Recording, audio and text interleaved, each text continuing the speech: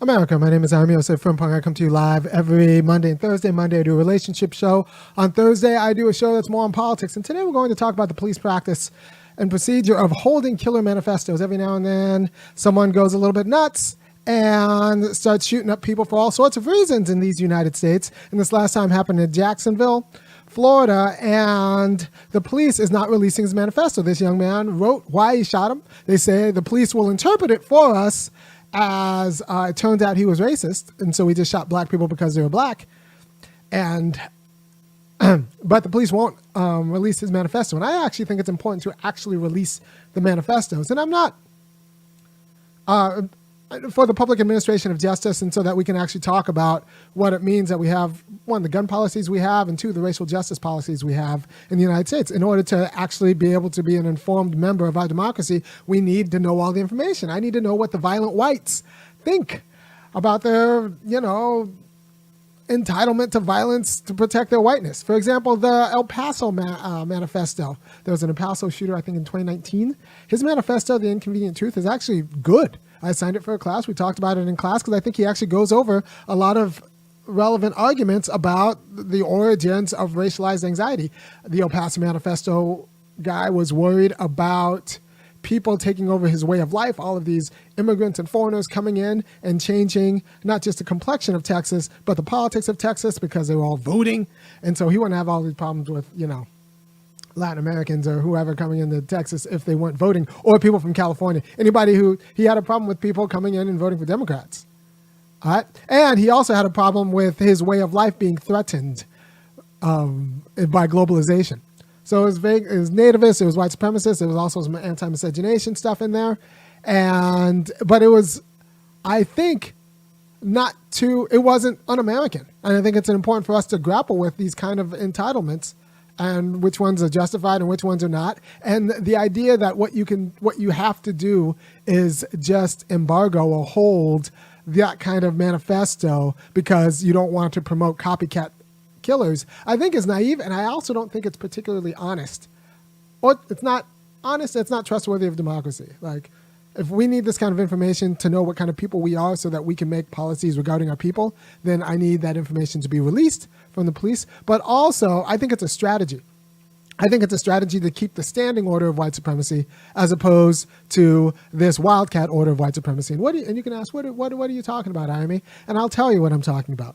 In the early 20th century, and Barbara McLean goes over this in her book, Behind the Mask of Chivalry. It's a book about the Athens Klan, the Klan in Athens, Georgia. In the early 20th century, there was kind of a civil war within the white supremacists about how to do white supremacy. Did you want to do it through the courts and the judges and the Gentile variety of white supremacy? Or did you want to do it with like wildcat violence and the Klan threat of terrorism?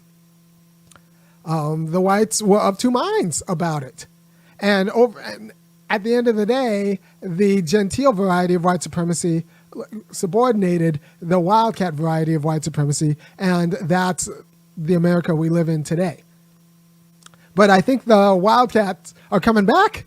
They're mounting a comeback because they don't think the Gentile white supremacy is up to the snuff, right? So I think the police is working on the side of, well, the whites in general, but Gentile white supremacy in particular, when it holds back these arguments because they don't want to actually fan the flames of the other kind of white supremacy.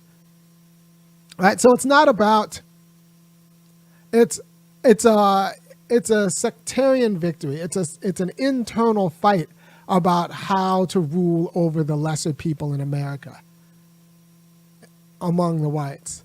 And the Gentile variety of white supremacy doesn't want to cede power to the more unregulated, lustful variety of white supremacy. And so it's not good for racial justice to keep these arguments under wraps because, honestly, both sides of that white supremacist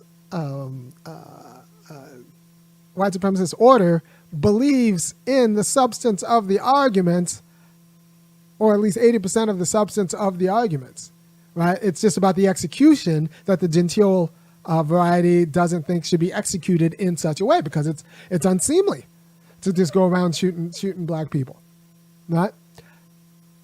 And so I think we should not get caught up in taking sides on, like, especially taking the Gentile side of white supremacy. We should get caught up in fighting for democracy insofar as we want the information out. I want to know what the violent whites think, and I want them on record thinking what they think. This is one reason I have a weakness for public comment sections in school board meetings, because the public comment sections where white people get to white out loud for everyone to see, and you just get to see what they're thinking, and you just kind of like hit the record button and let it go, and you get to see what they think about their standing and their anxieties with respect to both their children and themselves, right? So I want this record to be public, because if you keep it private, then you get to, one, project all sorts of like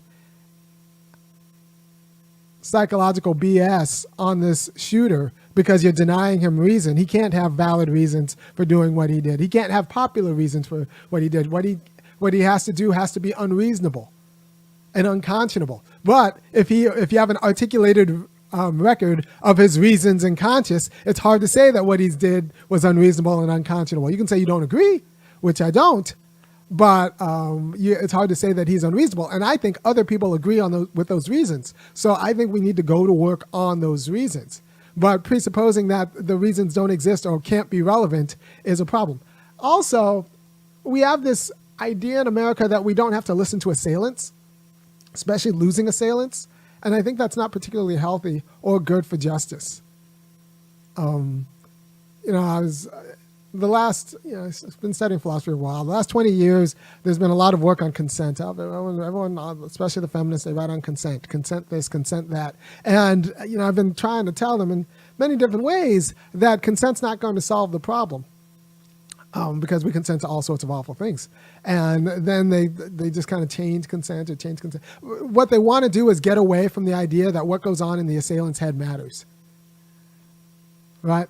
What goes on in the assailant's head matters. And it turns out that what goes on in the assailant's head matters for what is done and why it's being done and how to actually address the justice of what's being done, to understand what's being done. But if you already presuppose that what goes on in the assailant's head doesn't matter, the only thing that matters is the willingness of the victim, or that the assailant is necessarily crazy because they're an assailant. One, you don't get great books like Soul on Ice, which was written by Eldridge Cleaver, like meditating on his assaults. And so you get rid of that.